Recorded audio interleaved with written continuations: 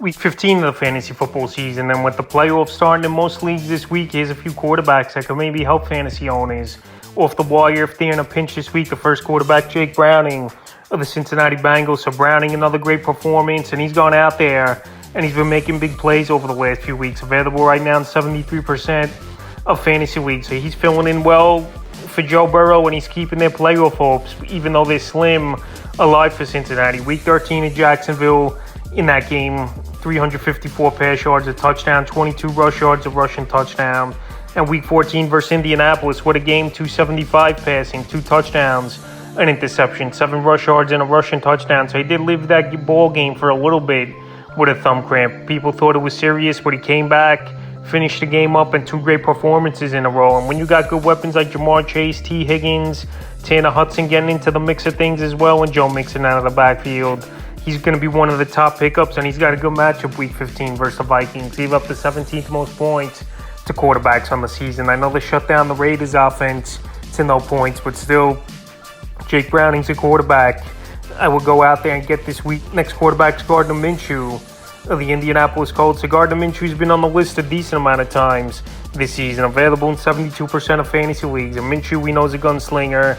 He'll turn the football over at times, and also he'll throw touchdowns and find the end zone at times as well. So the last few games for Minshew, week 13 at Tennessee, 312 pass yards, 2 touchdowns, and a fumble loss. And then week 14, and a bad loss at Cincinnati, 240 pass yards, a touchdown, an interception, and a 2-point conversion. So a middle-of-the-pack type of matchup coming up versus the Steelers in week 15 here for Minshew. And this Steelers team, they just gave Bailey Zapp a good ball game. So I think Minshew could go out there and make some plays. Jonathan Taylor possibly returning this week as well. You got Michael Pittman, one of the better receivers in the league. Josh Downs, Alec Pierce, and the tight ends Mo Alley Cox and Kylan Granson have been into the mix of things as well. So right now, Minshew, if you need a quarterback this week, is a pretty good add in my opinion. Next quarterback's Derek Carr of the New Orleans Saints. So Derek Carr, I know he's been banged up and injured a lot this season, but as a streaming option, he's got a good matchup versus the Giants in week 15. And Derek Carr, the problem with him hasn't been the yards this season. It's getting that second touchdown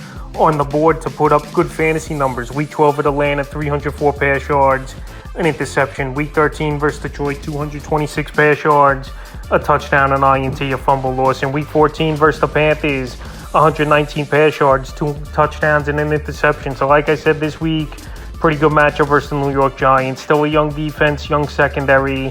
And him and Chris Olave are starting to get on the same page as the season's gone on and making plays. So this week, while Carr's still available in 61% of fantasy leagues, I like him as an ad this week. The next quarterback, Joe Flacco of the Cleveland Browns. So Joe Flacco, he's been a solid quarterback for this Brown team this season. And they already named him the permanent starter after 2 games going out there. And he's been way better than even Deshaun Watson moving the football down the field early in the year. P.J. Walker, who they cut a couple days ago. Dorian Thompson-Robinson as well.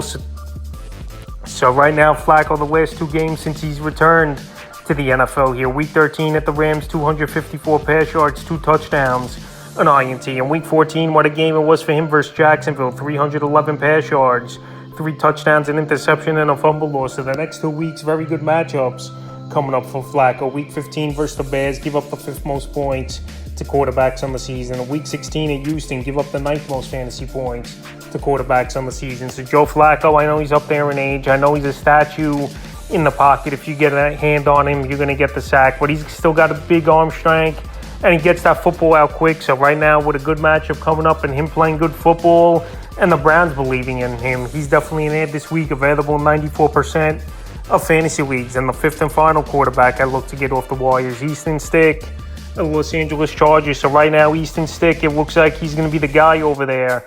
As the Justin Herbert left that game immediately with the hand injury and didn't come back, the finger, the hand, whatever it is, and it was wrapped, and you saw him on the sidelines in the second half. So Stick, he didn't look good versus the Denver Broncos. They got pressure on him early and often in that game, and he finished with 179 pass yards and a fumble loss. But next week, not that bad of a matchup with the Vegas Raiders. I know the Raiders shut down that Viking offense 3-0 in that ball game. Got good weapons, Easton Stick, Keenan Allen, Austin Eckler, Gerald Everett, Quentin Johnson caught a nice deep ball over 50 yards in that game, and we'll see if he could do something with this team. Obviously, in the deepest of leagues, he's a recommended ad. Available in 99% of fantasy leagues. So that's a few quarterbacks I looked at off the waiver wire for Week 15 of the fantasy football season.